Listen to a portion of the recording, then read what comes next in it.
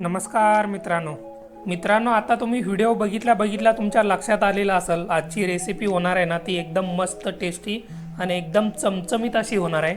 तर मित्रांनो, आज मी बनवतोय मटन तवा मसाल्याची रेसिपी। हा मित्रांनो, मटन म्हटलं ना विषयच वेगळा असतो, बरोबर की नाही?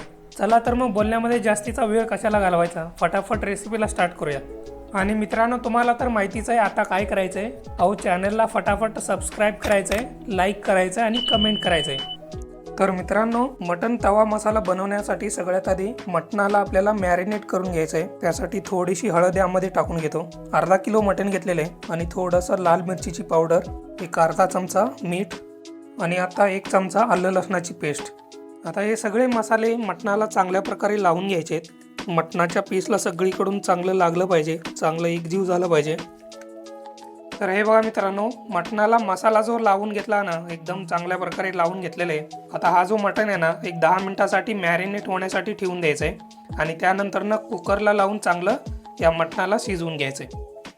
आता मित्रांनो, आपल्याला हिरवं वाटण तयार करून घ्यायचं आहे। त्यामध्ये सगळ्यात आधी मी कोथिंबीर टाकून घेतो। यामध्ये कोथिंबीरचा पाला जो आहे ना, तो कमी आहे, काड्या जास्त टाकून घेतलेल्या आहेत। कोथिंबीरीच्या काड्यामुळे ना हिरवं वाटण एकदम छान बनतं आणि एकदम टेस्टी बनतं। त्याचबरोबर यामध्ये आता थोडासा पुदिना टाकून घेतो आणि आता यामध्ये 5 ते 6 हिरव्या मिरच्या टाकून घेतो आणि त्याचबरोबर 1 चमचा जिरा टाकून घेतो। आता हे सगळं मिक्सरला लावून एकदम बारीक अशी पेस्ट तयार करून घ्यायची। गरज पडल्यास थोडंसं यामध्ये पाणी तुम्ही टाकून घेऊ शकता। आता मित्रांनो, मी इथं कुकर घेतलेलं आहे। या कुकरमध्ये आपल्याला मटण शिजवून घ्यायचं आहे। तर सगळ्यात आधी मी गॅस पेटवून घेतो आणि कुकर चांगलं गरम करून घेतो। एकदा का कुकर चांगलं गरम झालं ना, आता यामध्ये तेल टाकून घ्यायचं आहे। तेल जे आहे ना, 3 ते 4 चमचे यामध्ये टाकून घ्यायचं आणि तेल पण चांगलं गरम करून घ्यायचं।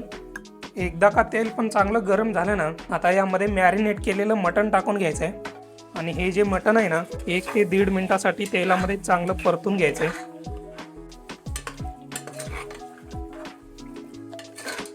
एकदा का मटणाला 1.5 ते 2 मिनिटासाठी तेलामध्ये चांगलं परतून झालं ना, आता यामध्ये 1 ग्लास पाणी टाकून घ्यायचं आहे। पाणी टाकून झालं की वरचं झाकण लावून घ्यायचं आणि 4 ते 5 शिट्ट्या होईपर्यंत चांगलं मटणाला शिजवून घ्यायचं आहे। आता कुकरच्या शिट्ट्या लावून घेत असताना तुमच्या गरजेनुसार लावून घ्या, पण मटण जे आहे ना, एकदम चांगलं मऊदार असं शिजलं पाहिजे। तर मित्रांनो, मटण आपलं कुकरमध्ये शिजून रेडी झालेलं आहे। एकदम मऊदार असं मटण आपलं शिजलेलं आहे। आता मी घेतलेलं एक पॅन, या पॅनला चांगलं गरम करून घेतो। या पॅनमध्ये आपल्याला तवा मसाला तयार करायचा आहे, मटण तवा मसाला। जर लोखंडी तवा तुमच्याकडे जर असेल तर एकदम उत्तम, त्यामध्ये पण तुम्ही करू शकता। टेस्ट एकदम अप्रतिम येतो लोखंडी तव्यावरती। तर आता पॅन चांगलं गरम झालं ना, आता यामध्ये तेल टाकून घ्यायचं आहे, 5 ते 6 चमचे। हे तेल पण आता चांगलं गरम करून घ्यायचं आहे, म्हणजे चांगलं कडकडीत असं गरम करून घ्यायचं आहे। एकदा का तेल चांगलं कडकडीत असं गरम झालं ना, आता यामध्ये थोडेसे जिरे टाकून घ्यायचे। जिरे टाकून झाले की आता यामध्ये कढीपत्ते टाकून घ्यायचे। आता यामध्ये बारीक कापलेला कांदा टाकून घ्यायचा आहे। 4 ते 5 कांदे मीडियम साईजचे कापून घेतलेले आहेत बारीक। आता हा कांदा तेलामध्ये चांगला परतून घ्यायचा आहे। चांगला तांबूस असा कलर आला पाहिजे, तोपर्यंत चांगलं परतून घ्यायचं कांद्याला। तर मित्रांनो, तुम्ही इथं बघू शकताय, कांदा जो आहे ना, एकदम मऊदार आणि तांबूस असा तेलामध्ये परतून घेतलेला आहे। 3 ते 4 मिनिट झालेले आहेत या कांद्याला चांगलं मी परतून घेतलेलं आहे। तर अशा पद्धतीने आपल्याला परतून घ्यायचं आहे। हा बघा, एकदम मऊदार आणि तांबूस असा कलर यायला चालू झालेला आहे। आता मी या परतलेल्या कांद्यामध्ये ना 2 टोमॅटोचा पेस्ट टाकून घेतोय। मिक्सरला लावून एकदम बारीक अशी पेस्ट तयार करून घेतलेली आहे। आता मी या टोमॅटोच्या पेस्टला पण चांगलं परतून घेणार आहे, म्हणजे 1.5 ते 2 मिनिटासाठी चांगलं टोमॅटोच्या पेस्टला परतून घ्यायचं आहे तेलामध्ये। 1.5 ते 2 मिनिटासाठी टोमॅटोच्या पेस्टला पण चांगलं तेलामध्ये परतून घेतलेलं आहे। आता यामध्ये आपल्याला हिरवं वाटण टाकून घ्यायचं आहे। ते बघा, मगाशी आपण मिक्सरला लावून हिरवं वाटण जे तयार करून घेतलं होतं ना, ते यामध्ये टाकून घ्यायचं आहे आणि आता या हिरव्या वाटणाला पण चांगलं परतून घ्यायचं आहे। चांगलं 3 ते 4 मिनिटासाठी किंवा 5 मिनिटापर्यंत चांगलं याला परतून घ्यायचं आहे।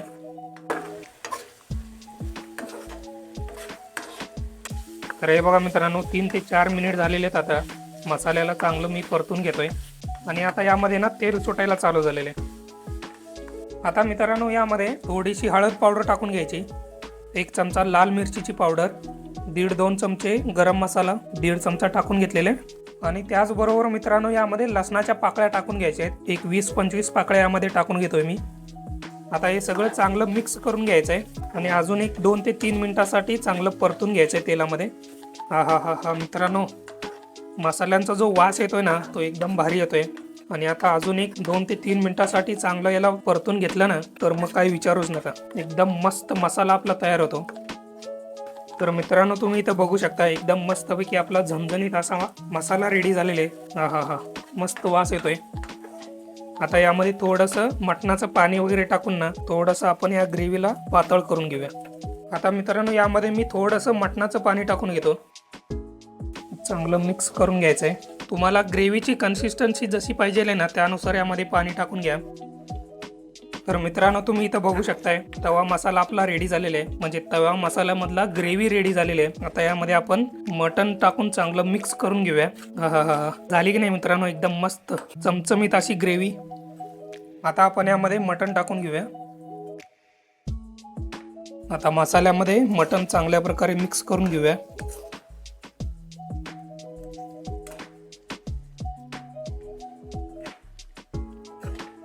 आता मित्रांनो यामध्ये चवीपुरतं मीठ टाकून घेऊया. ऑलरेडी आपण मटण शिजवताना पण टाकून घेतलेले आहे, ते लक्षात ठेवा.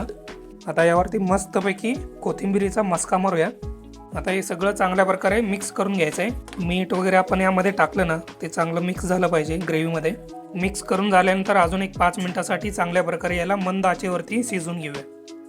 तर मित्रांनो अशा प्रकारे एकदम साध्या आणि सोप्या पद्धतीने मटण तवा मसाला रेडी झालेला आहे. दिसायला एकदम मस्त झालेलं आहे, एकदम चमचमीत असं झालेलं आहे आणि चवीला तर काय विचारूच नका, एकदम टेस्टी असं झालेलं आहे. तर मग तुम्ही पण तुमच्या घरी एकदा नक्की ट्राय करा आणि मला कमेंट करून सांगा तुमची रेसिपी कशी झाली ते. आणि जाता जाता रेसिपी आवडली असेल तर लाईक करा, कमेंट करा आणि सगळ्यात महत्त्वाचं चॅनलला सबस्क्राईब करायला विसरू नका.